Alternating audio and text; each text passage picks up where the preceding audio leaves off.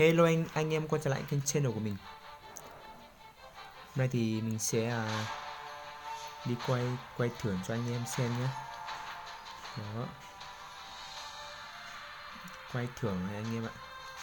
Mình đang có rất là nhiều vé để quay rồi. Anh em theo dõi nhé. Quay nào.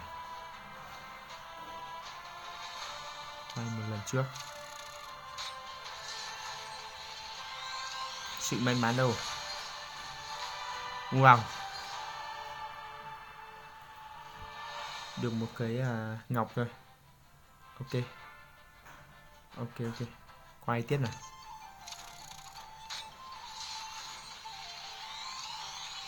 Hên suy. Ui. Sao toàn ngọc thế này? Quay nữa.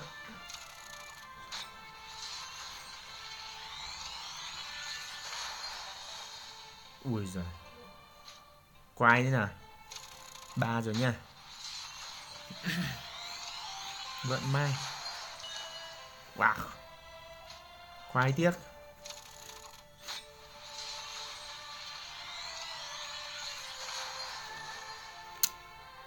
Không có sao. Quay tiếp.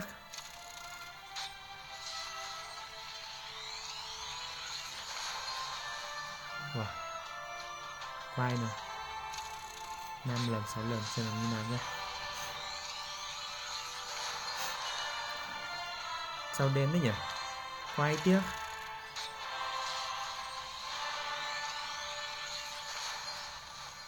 Hơi đêm anh em ạ. Có lẽ là mình sẽ phải thoát ra quay trở lại vào xem như nào. Có đêm không. Đó. Làm lại đi. Quay nào.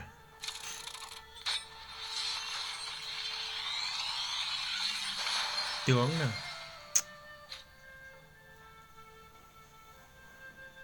Chán quá. Quay tiếp nào.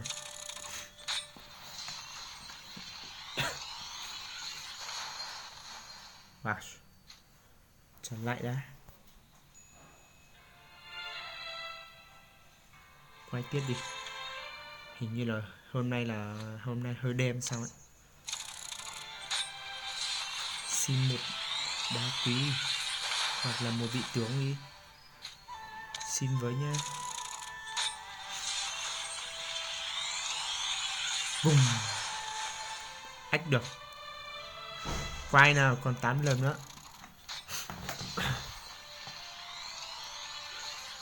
Nổ. Anh em ơi, còn đúng 7 lần nữa thôi. Làm thế nào cho nó được đây. Xem đã.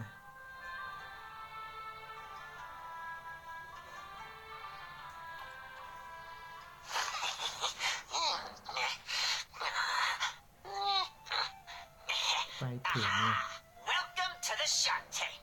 Mình chưa biết quay cho lắm nhưng mà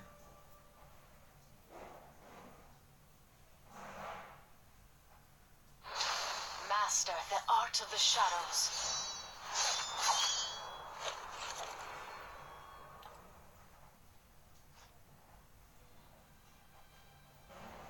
ok anh em, và lại nha. Ninjas always find a Nào. way. Nổ. Ok anh em, mình sẽ quay tất tập 5 lần 6 lần luôn nha. Quay 5 lần này xem như nào luôn.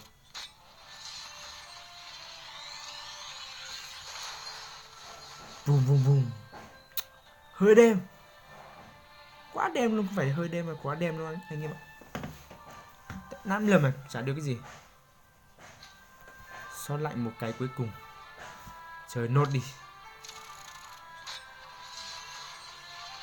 Nổ gì không? Vấn đề. Anh em qua đây anh em có thể thấy trò chỉ lừa đảo đúng không? Chả có cái gì là ra được mấy vị tướng này cả. Nào, mua lại một cái cuối cùng này. Quay thì xem nào. Đó.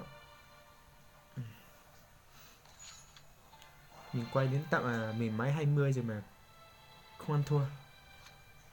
Đó. Chả trúng cái nào cả. mấy vị tướng đấy, mấy cái trang phục đấy. Đây anh em có thể thấy này, trang phục là rất là đẹp rồi, nhưng chỉ mang tính chất là thu hút anh em đó.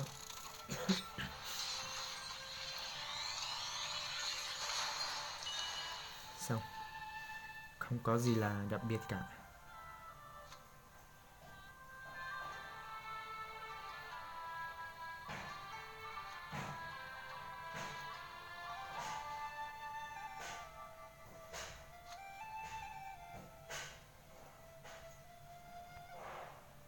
Thôi nha anh em nha.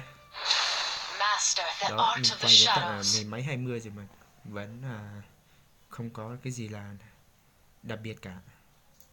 Thôi mình xin mà kết thúc video tại đây. Đó, anh em ai thấy hay thì hãy ủng hộ mình bằng cách like và đăng ký kênh mình nhé. Ok, bye các bạn.